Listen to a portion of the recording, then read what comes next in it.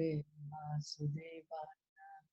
Narayanam Namaskritya Naram Chaiva Narottamam Devim Saraswatim Vyasam Tato Jayam Udirayet. Nashta Prayeshu Abhadreshu Nityam Bhagavata Sevaya Bhagavate Uttama Shloke Bhaktir Bhavati Naishtiki. Om Jnana Timirandasya Jnananjana Shalakaya Chakshurunmilitam Yena Tasmai Shri Gurave Namaha. Sri Chaitanya Manobhistam Sthapitam Yena Bhutale Swayam Rupa Kadamayam Dadati Swapadantikam Vandeham Shri Guru Shri Yuta Padakamalam Shri Gurun Vaishnavamscha Shri Rupam Sagrajatam Sahagana Raghunathanvitam Tam Sajivam Sadvaitam Savadutam Parijana Sahitam Krishna Chaitanya Devam Shri Radha Krishna Padan Sahagana Lalita Shri Vishakhanvitamscha. He Krishna Karuna Sindhu Dinabandhu Jagatpate Gopesha Gopika Kanta Radha Kanta Namostute Tapta Kanchana Gaurangi Radhe Vrindavaneshwari Vrishabhanu Suti Devi Pranamami Hari Priye Vanchakalpa Tarubhyascha Kripa Sindhu Bhaevacha Patitanam Pavanebhyo Vaishnavebhyo Namo Namaha Namo Om Vishnupadaya Krishna Pristhaya Bhutale Srimate Bhaktivedanta Swamin Iti Namine Namaste Saraswati Deve Gauravani Pracharine Nirvishesha Shunyavadi Paschatya Deshatarine. Jai Sri Krishna Chaitanya Prabhu Nityananda Shri Advaita Gadadhara Shri Vasadi Gaura Bhakta Vrinda. Hare Krishna Krishna Krishna Hare Hare Hare Rama Rama Rama Hare Hare. So we continue our reading of Srimad Bhagavatam, Canto 2, text, Chapter 6, Text 2. Sarvashunam cha vayoscha tannashe paramayane ashvinor oshadhinam cha grahano moda pramodayo. Translation by His Divine Grace A.C. Bhaktivedanta Swami Srila Prabhupada. His two nostrils are the generating centers of our breathing and of all other airs. His smelling powers generate the Ashwini Kumara demigods and all kinds of medicinal herbs. And his breathing energies produce different kinds of fragrance. So because in the universal form of the Lord, he has the nostrils, so that's why we are able to breathe and all the different airs we are able to breathe in. And then because he is able to smell, he has this smelling power. From his smelling power, the Ashwini Kumaras, they are the twin Kumara demigods, they are created. And also all the kinds of medicinal herbs. And then by his breathing, different kinds of fragrances are created. So we can see everything is within Krishna. Nothing is there beyond Krishna. Text 3. Rupanam tejasam chakshur deva suryasya chakshini karanau disham cha tirthanam shrotram akash shabdayo. His eyes are the generating centers of all kinds of forms, and they glitter and illuminate. His eyeballs are like the sun and the heavenly planets. His ears hear from all sides and are receptacles for all the Vedas. And his sense of hearing is the generating center of the sky and of all kinds of sound. The word Tirthanam is sometimes interpreted to mean the places of pilgrimage. But Srila Jiva Goswami says that it means the reception of the Vedic transcendental knowledge.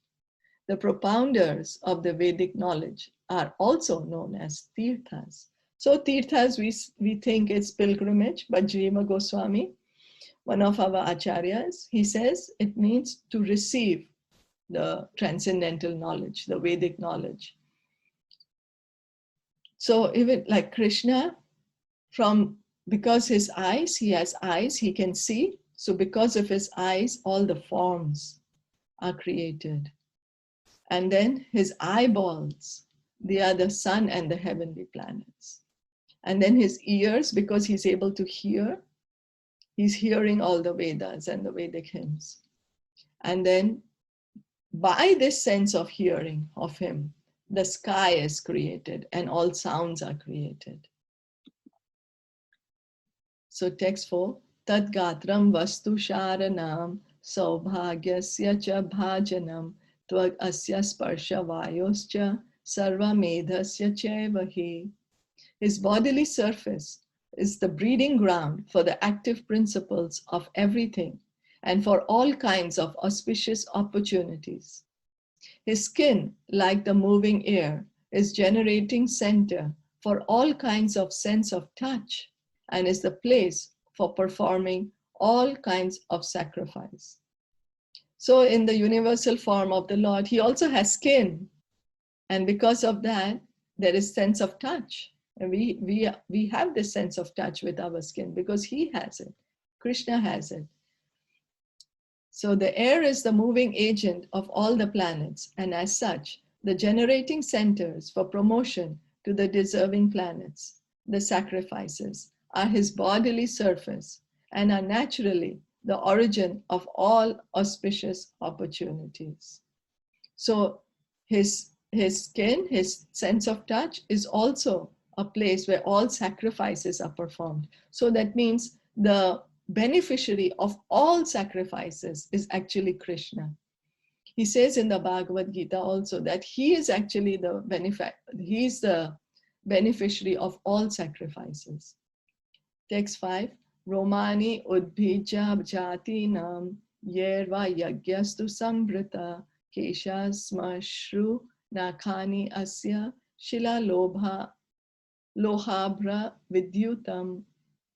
The hairs on his body are the cause of all vegetation, particularly of those trees which are required as ingredients for sacrifice. The hairs on his head and face are the reservoirs for the clouds, and his nails are the breeding ground of electricity, stones, and iron ores. The polished nails of the Lord generate electricity, and the clouds rest on the hairs of his head. One can therefore collect all sorts of necessities of life from the person of the Lord, and therefore the Vedas affirm that everything that is produced is caused by the Lord. The Lord is the supreme cause of all causes. So we can see even the trees, the plants, the fruits, vegetables, whatever we see, they are the hairs on the body of Krishna, of the universal form. And the clouds, they are his hairs on the head. And the electricity and stones and all the iron ores, they're coming from his nails. So he is the cause of all causes. We can say, oh, this happened because of this, and this happened because of this. But the ultimate because is we'll reach up to Krishna. Text 6, Bahavo loka palanam prayasha shema karmanam. The Lord's arms are the productive fields for the great demigods and other leaders of the living entities who protect the general mass. This important verse of Srimad Bhagavatam is corroborated and nicely explained in the Bhagavad Gita 10.41 to 42 as follows. Yad yad vibhutimat sattvam Srimad urjitam evava tat tad eva gachatvam mama tejo amsha sambhavam athava bahunetena kim gyatena tava arjuna vishthabhyam idam kritsnam ekam shena sthito jagat. There are many powerful kings, leaders, learned scholars, scientists, artists, engineers, inventors, excavators, archaeologists, industrialists, politicians, economists, business magnates, and many more powerful deities or demigods like Brahma, Shiva, Indra, Chandra, Surya, Varuna, and Marut, who are all protecting the interest of the universal affairs of maintenance in different positions. And all of them are different, powerful parts and parcels of the Supreme Lord. So we can see whoever is there in the management of the universe, they are also getting their powers from Krishna. They are parts and parcels of Krishna. So the ultimate maintainer is Krishna. The Supreme Lord, Sri Krishna, is the father of all living entities who are placed in different high and low positions according to their desires or aspirations. So it depends on what do we want, what is our desire. If we want to have we want to become the sun god in our next life, then we can do certain austerities, purify ourselves to such a degree, and we can also become the sun god. You know, depends on what we want. But even if we reach the sun planet, after we have finished all our good karma, again we have to give up that body. Again we have to come to the earthly planets, again do karma, again born and die. So it's temporary. But all this, anybody and everybody who's maintaining the universe, they are getting their powers from Krishna. Same as the different ministers in the cabinet, in the government of the prime minister. All the ministers get their power from the president or the prime minister. Same way. Some of them, as particularly mentioned above, are specifically endowed with powers by the will of the Lord. A sane person must know for certain that a living being, however powerful he may be, is neither absolute nor independent. Now, why do we say that? In our experience, we have seen great, great powerful kings that nobody can come in front of them, but they also still had to die. They had to leave their body. They cannot change the circumstance. In the modern times also, we can see if there is a very, very strong fighter or something, but they also get old, they get diseased, they have to die. Although they don't want to, none of us want to, but we are not independent. All living beings must accept the origin of their specific power as mentioned in this verse. And if they act accordingly, then simply by discharging their respective occupational duties, they can achieve the highest perfection of life, namely eternal life, complete knowledge, and inexhaustible blessings. So we just have to recognize that whatever ability I have been given this by Krishna, and I have certain duties to perform as wherever I'm situated. And so I perform these duties for the pleasure of the Supreme Lord, understanding that all the abilities are given to me by the Supreme Lord. As long as the powerful men of the world do not accept the origin of their respective powers, namely the personality of Godhead, the actions of Maya, illusion, will continue to act. The actions of Maya are such that a powerful person, misled by the illusory material energy, wrongly accepts himself as all in all and does not develop God consciousness. So what happens is, because we think I'm doing everything, why do I need God? I am controlling. I can do whatever I want, whenever I want. I can go wherever I want. I can eat whatever I want. I want to buy whatever I want. I can work in any manner that I want. So why do I need God? I am God. We are thinking that, but we actually don't have any independence. Our independence is very limited to that of as an animal is tied with a rope, and then if the rope is say 5 meters long, so that animal, the cow, can move only within the radius of 5 meters, and the cow can eat or sleep or sit under the tree or under the sun, but within the 5 meters. So that much independence it has, but not beyond. If the cow wants to go 10 meters, it does not have that independence. Samely, our independence is very, very limited. Actually, our only choice that we have is either we are choosing Krishna or we are choosing Maya at every step. That is our true independence that we have.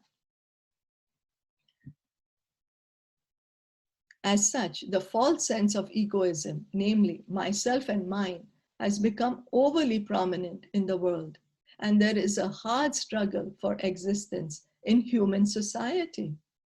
The intelligent class of men, therefore, must admit the Lord as the ultimate source of all energies and thus pay tribute to the Lord for his good blessings.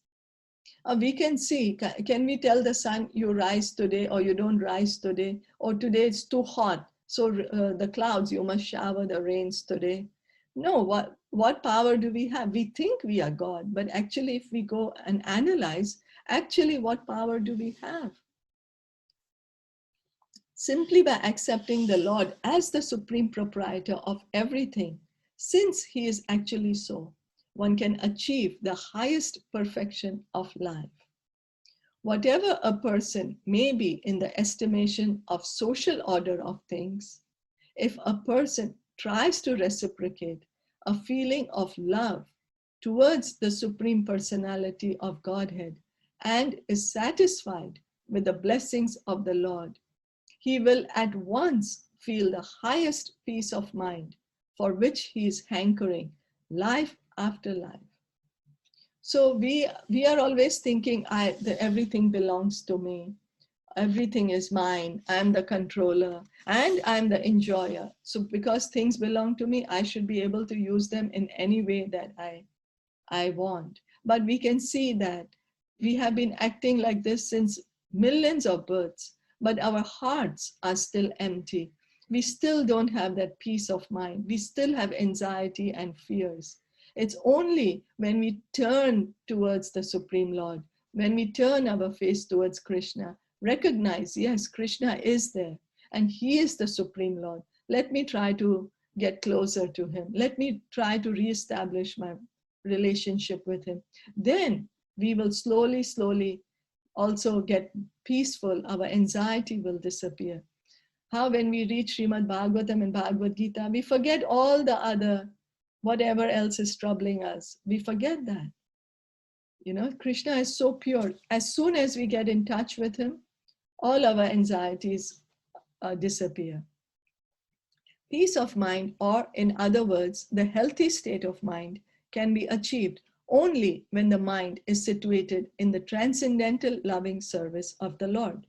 Now, because of this mind, we try to engage the mind in so many different things. We say, oh, let me maybe watch something on TV, let me entertain myself with something, or let me go for a holiday, or let me go somewhere or the other, let me go shopping, let me go have a change of my circumstance, let me go somewhere else, because the mind troubles us. But then we have noticed that, sure, that temporary change helps for a short bit, a tiny bit, but again the mind is restless. It's not permanently getting any peace. That's why every time we are thinking, oh, let me go next time to another place and I'll enjoy better over there. My mind will be better there. But experience shows no matter where we go, no matter how much we change our situation, the mind temporarily, momentarily feels distracted from the anxieties and the fears, but soon again, the mind again feels the same restlessness. We think, oh, right now I'm here in one place and that's why I'm restless. Let me change my place. And when I go there, I will have different activities to do. I will see different people. I will have a different atmosphere. So then my mind will be more peaceful. But if we see our track record, what we are doing, it's the same thing. And yet the mind is not getting any peace. Why? Because the mind can find peace only when we engage it in transcendental loving service of Krishna, only when we hear his holy names. How do we engage in transcendental loving service of the Lord? We chant his name. We hear about his glories from Bhagavad Gita and Srimad Bhagavatam. We worship the deity. This is how we are engaging in service of the Lord. The parts and parcels of the Lord are endowed with specific powers for rendering service unto the Lord, just as a big business magnate's son are empowered with specific powers of administration. The obedient son of the Father never goes against the will of the Father, and therefore passes life very peacefully in concurrence with the head of the family, the Father. Similarly, the Lord being the Father, all living beings should fully and satisfactorily discharge the duty and will of the Father as faithful sons. This very mentality will at once bring peace and prosperity to human society. So right now, because we all want to be the enjoyer, why should I let you enjoy? I should be the enjoyer. Why should I let you control? I should be the controller. So there's conflict of interest of one and another. Krishna says, Prabhupada says that we are potentially envious of each other because we feel that I should be the one to enjoy. Why should you enjoy? You are going to exploit me. But actually we have to put Krishna in the center. Once we put Krishna in the center, everybody will become peaceful because there is a common goal then. And Krishna is a kind father. He does not exploit us or manipulate us. We just hear and chant his names and glories, and we feel satisfied. Our anxieties and fears goes away. Is that okay? Yes. Okay. So then we can go to the next one. Dot 7. Vikrama bhurbhuva swascha shemasya sharanasya cha sarvakama varashyapi harishcharana aspadam. Thus, the forward steps of the Lord are the shelter for the upper, lower, and heavenly planets, as well as for all that we need. His lotus feet serve as protection from all kinds of fear. For absolute protection from all sorts of fear, as well as for all our needs of life, we must take shelter at the lotus feet of the Lord, not only in this planet, but also in all the upper, lower, and heavenly planets. Right now, we are trying to take shelter of all the material things around us. We feel that our family is our shelter, so they are going to protect me. Or we feel that our money is our shelter, so that will protect us. Or we feel that our ability is our shelter, and that will protect us. But it's only Krishna who can protect us. We can see, even though we have so many so-called shelters, we are still fearful. We are still anxiety. Why? Because subconsciously we know at the time of death, nothing can stop. No matter how beautiful we are, how strong we are, how many family members we have who love us so dearly and we love them so dearly, or how rich we are, when we are forced to leave this body, we have to leave. We have no choice. Krishna is our only protector, our only shelter. So if we fix our minds on him, then our fear will be less. Our anxiety will be gone.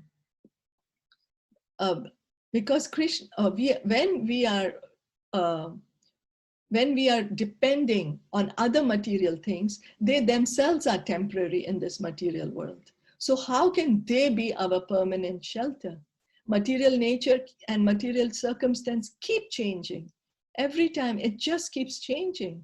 So we need to have some foundation which is steady, on which to hold our mind to, so that it does not get disturbed and it does not feel fearful. And that steadiness is when we fix our mind on the lotus feet of the Lord. This absolute dependence on the lotus feet of the Lord is called pure devotional service, and it is directly hinted at within this passage. No one should have any kind of doubt in this matter, nor should one be inclined to seek the help of any other demigods, because all of them are dependent on him only. So even if we try to take shelter of demigods, we can see that our fear doesn't go away. Our anxiety, our restlessness does not go away. It's only when we take shelter of Krishna, our heart feels peaceful, satisfied. Because the demigods are also in their positions temporarily. They are given these positions by Krishna for a short period of time. Yes, we need to respect the demigods. They are very great personalities. They are much better than us. They are more qualified than us, so they deserve our highest respect. But our shelter should be Krishna. Everyone except the Lord himself is dependent on the mercy of the Lord. Even the all-pervading Supersoul is also dependent on the supreme aspect of Bhagavan, the personality of Godhead. So Paramatma, who is in everyone's heart and who is in every atom, even he is an expansion coming from Krishna, Swayam Bhagavan, the Supreme Lord. So everyone, imagine if the super soul is dependent on the body of Krishna, then who are we, you know? We are definitely dependent on Krishna. So reading on, text 8, Apam viryasya sargasya parjanasya prajapatehe pumsa shishna upasthastu prajati ananda nivrite.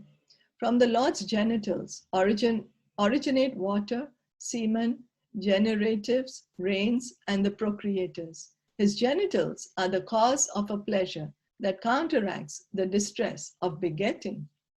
The genitals and the pleasure of begetting counteract the distresses of family encumbrances. One would cease to generate altogether if there were not, by the grace of the Lord, a coating, a pleasure-giving substance on the surface of the generative organs. This substance gives a pleasure so intense that it counteracts fully the distress of family encumbrances. A person is so captivated by this pleasure-giving substance that he is not satisfied by begetting a single child, but increases the number of children with great risk in regard to maintaining them simply for this pleasure-giving substance. This pleasure-giving substance is not false, however, because it originates from the transcendental body of the Lord. In other words, the pleasure-giving substance is a reality, but it has taken on an aspect of pervertedness on account of material contamination. In the material world, sex life is the cause of many distresses on account of material contact. Therefore, the sex life in the material world should not be encouraged beyond the necessity. There is a necessity for generating progeny even in the material world, but such generation of children must be carried out with full responsibility for spiritual values. The spiritual values of life can be realized in the human form of material existence, and the human being must adopt family planning with reference to the context of spiritual values and not otherwise. So it's because the sex desire, the act of mating produces a pleasure which exists in the transcendental body of the Lord. That's the reason living beings repeatedly engage in this act, even though begetting children, maintaining a family is so difficult. If there was not for this pleasure, nobody would get children, because maintaining a family, it takes a lot of toll. It takes up a full life maintaining a family. But because this pleasure is so strong, living beings continuously do it. But a human being, when we are begetting children, then it's our responsibility to teach them about Krishna, to teach them that we are not the soul, we are parts and parcel of Krishna. Materialists who use these devices want to fully utilize the pleasure potency of the coating on the genitals by artificial means without knowing the spiritual importance. And without knowledge of spiritual values, the less intelligent man tries to utilize only the material sense pleasure of the genitals. So actually the reason the children are procreated is so that more and more souls can know about Krishna and then go back to Godhead, stop this material existence so that they are given an opportunity to hear and chant about Krishna. And then they don't need to take another birth again. But most of us don't understand it, and we misuse this pleasure-giving potency from the Lord. But this is the reason is there. Is that okay? Yeah. So we can stop here then. Srimad Bhagavatam ki jai, Srila Prabhupada ki jai, Gaura Bhakta Vrinda ki jai, Gaura Premanande, Hari Hari Bol.